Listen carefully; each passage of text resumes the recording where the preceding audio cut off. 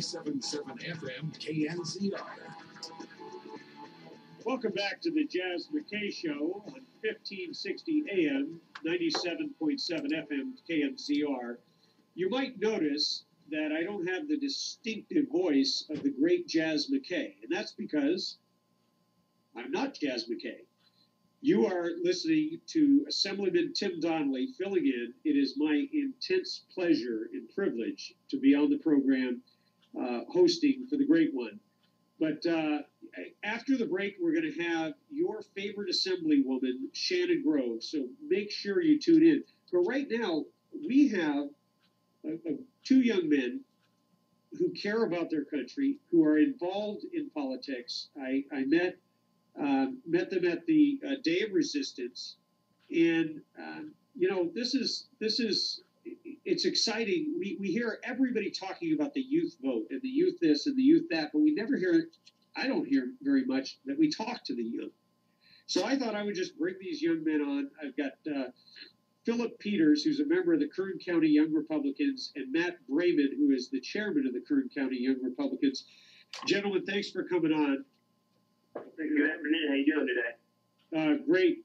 Fantastic. Better now that you're on. Hey, I want to ask you, hey, Philip, respond to this. I got the quote from the young woman, Amanda Collins, who's a college student. And this was the question that she asked that Senator Hudak in Colorado. She said, how does rendering me defenseless protect you from a violent crime? You know, it's hard to hear that clip, but that, you know, your heart just wrenching. You really have to feel for her and that courage that she had to go up there.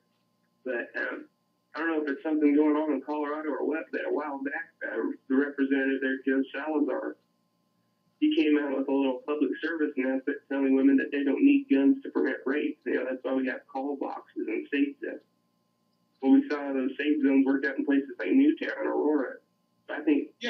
Yeah, well, it is funny when the president travels around or when a governor travels around, they probably don't depend on the call boxes. They probably have armed security, and if it's good enough for them, why isn't it good enough for a college student? I thought we're all supposed to be equal under the law.